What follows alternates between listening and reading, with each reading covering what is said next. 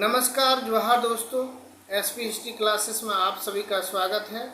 और मैं आपका एडुकेटर सुनील पंडित लेकर आया हूँ एक महत्वपूर्ण वीडियो जो सहायक आचार्य के लिए काफ़ी महत्वपूर्ण है और इसके अलावा जिसमें वर्ल्ड हिस्ट्री का क्वेश्चन पूछा जाता है, वो सारे एग्ज़ाम के लिए ये टॉपिक जो है बहुत ही महत्वपूर्ण रहेगा।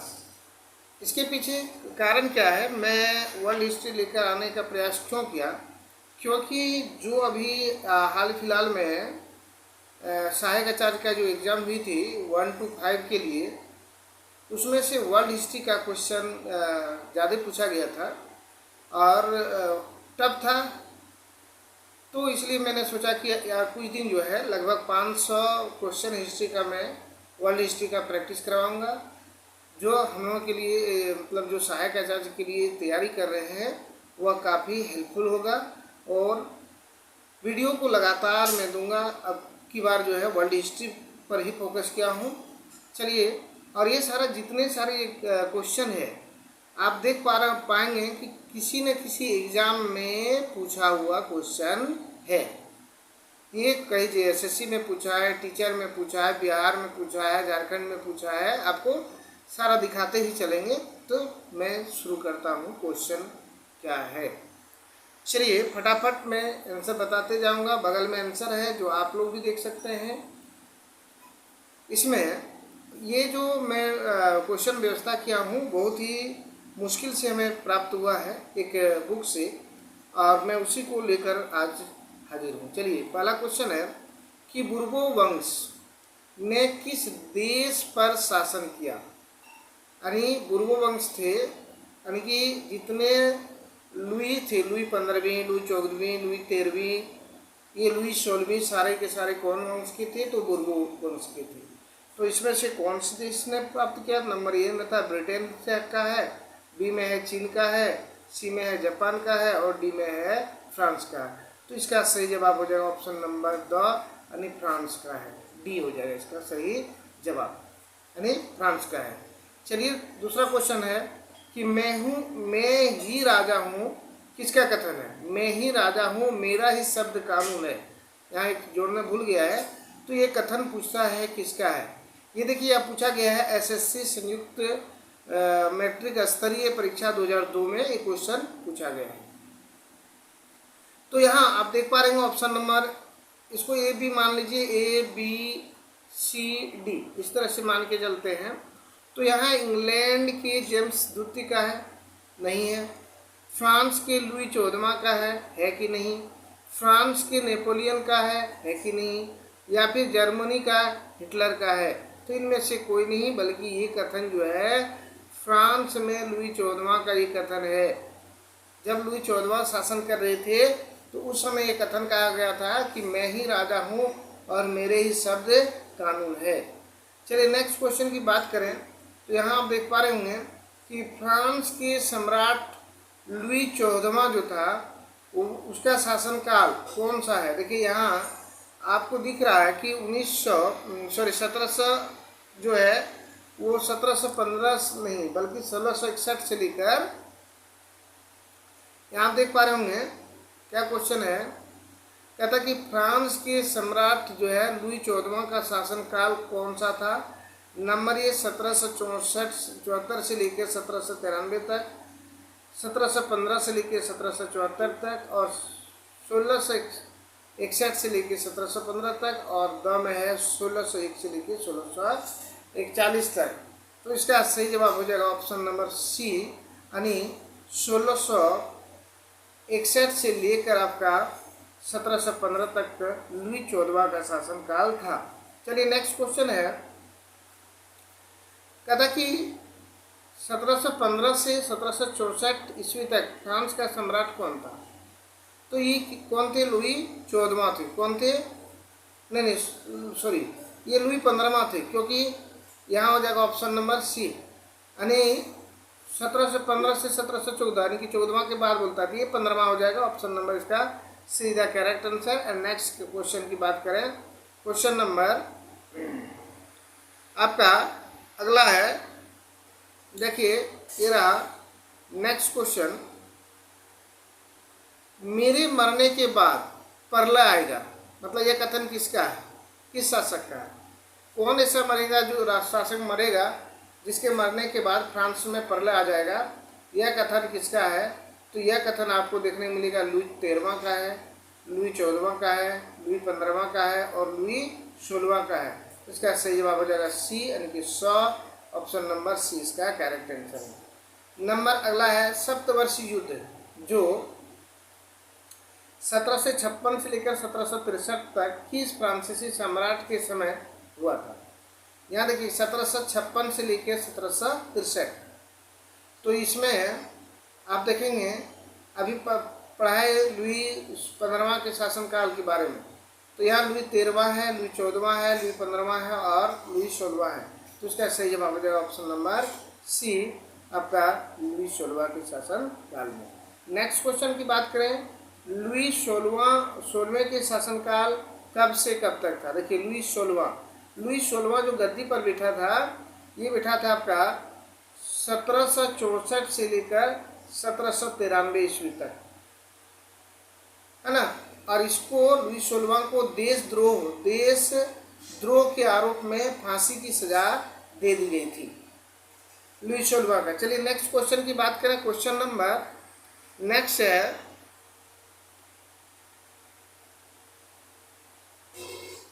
ये रहा, कहा था कि वह वैध है क्योंकि मैं ऐसा चाहता हूँ। मतलब कुछ भी उसके शासनकाल में कुछ भी सही, मतलब जो राजा चाहते थे वही सही है। वैध मतलब क्या हो गया? सही है।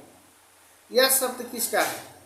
जो ये शब्द बोला है, ये शब्द किसका है? नंबर ए में है नेपोलियन है, बी में है लुई 16वां है, सी में है लुई 14वां है और डी में है लुई 15वां है। तो ये कथन था लुई 16वां का, यानी कि इसका सही जवाब हो जाएगा ऑप्शन नंबर बी, कि जो भी मैं चाहता हूँ वह वैध है, वह सही है। तो ये कथन आपका लुई 16वां का है। नेक्स्ट क्वेश्चन की बात करें। क्वेश्चन नंबर आपका है, काश मैं त्यागपत्र दे पाता।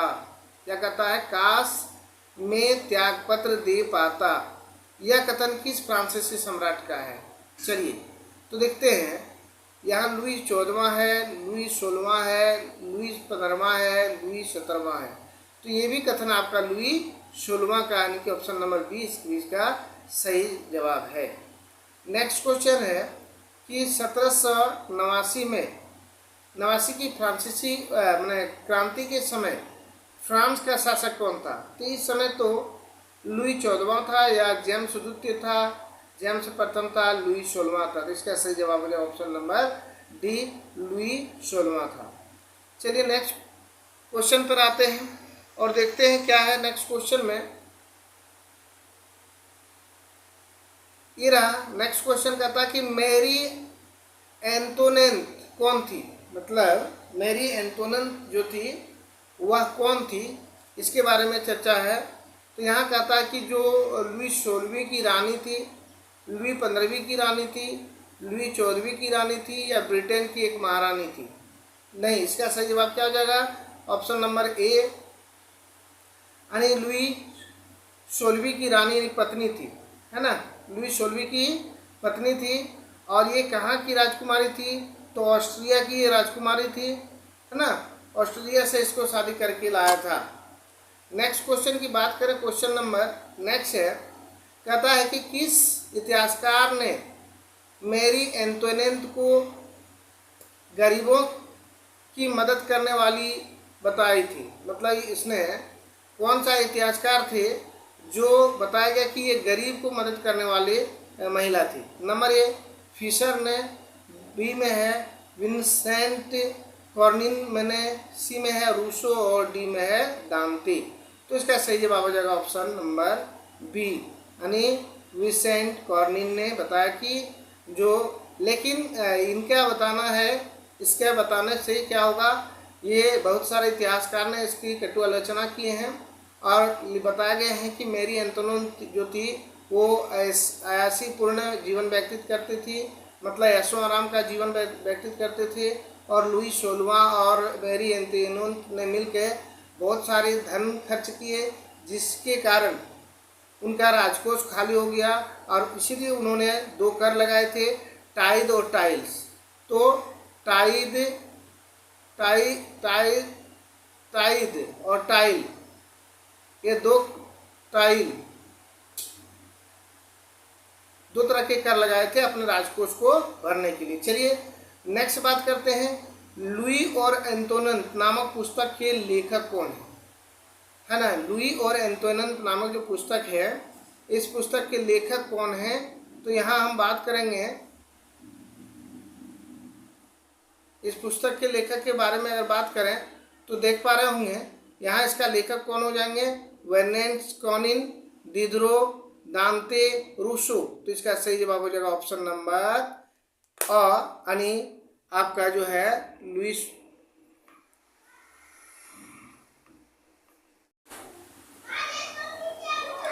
जैसे कि आप नेक्स्ट क्वेश्चन देख पा रहे होंगे, क्या लिखा है कि फ्रांस जो है, कहता है कि फ्रांस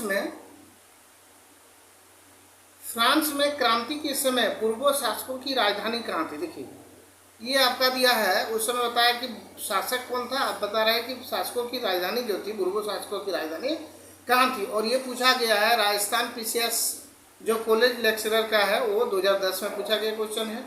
तो यहाँ आप देख पा रहे हैं इसमें लिखा option number A Paris, B में है सेंड क्लाउड, सी में है टुलूड और डी में है वर्साई। तो इसका सही जवाब क्या हो जाएगा, वर्साई। ऑप्शन नंबर डी जो इसका है करेक्ट आंसर है।